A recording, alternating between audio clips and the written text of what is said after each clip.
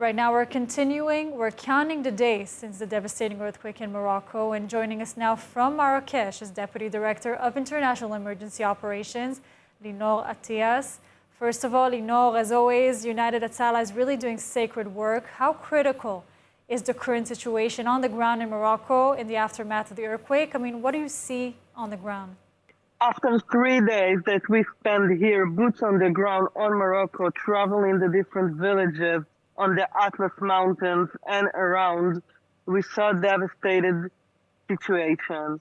People are just homeless. Even here, right now, I'm in Marrakesh, at the main square of Marrakesh, Medina Square, and you can see behind me tents that the families just created from blankets. The night is very, very cold in Morocco, and it's a surviving situation for them.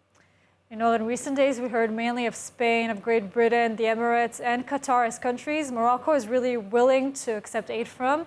What led to the Moroccan government's decision to limit the assistance of foreign countries? And if so, how come you are there, and what does it do to Israel? I cannot answer on behalf of the Moroccan government. I guess that they had to make the assessment and to understand the gaps and the needs, and therefore not to welcome every country that can come with all forces and just do nothing. Eventually, they see the damage around the villages and inside the cities, and they can now approve different organizations and governments.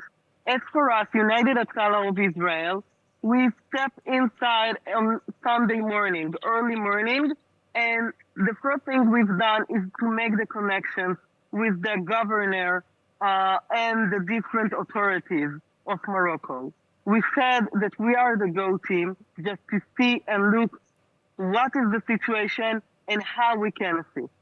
As for now, we are working of the government authorities to bring more people, more volunteers from Israel, medics, paramedics, volunteers of United Hatzalah, just to go and travel the different sites and prevent injuries and medical emergency situations through drugs and community medicine that can just be a relief for the citizens that are now, as I said, surviving through the day and night.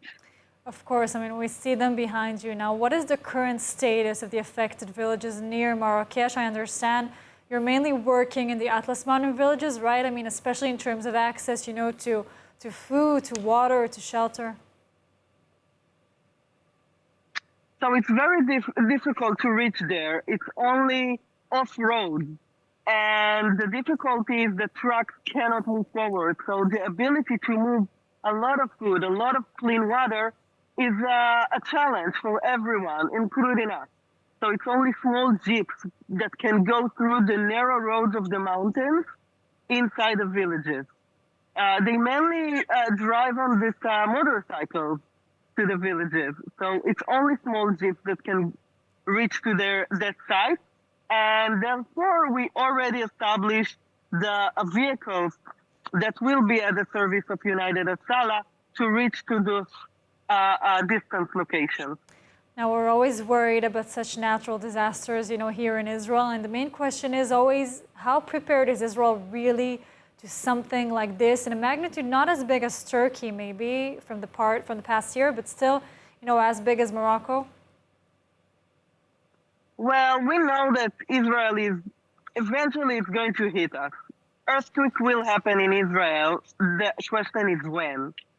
All we can do is to prepare ourselves. Every people in Israel, every person needs to know what is the open location that he can just run to. When I ask people here in Morocco, what happened at the first moment, they told me, we heard a big noise inside from the ground.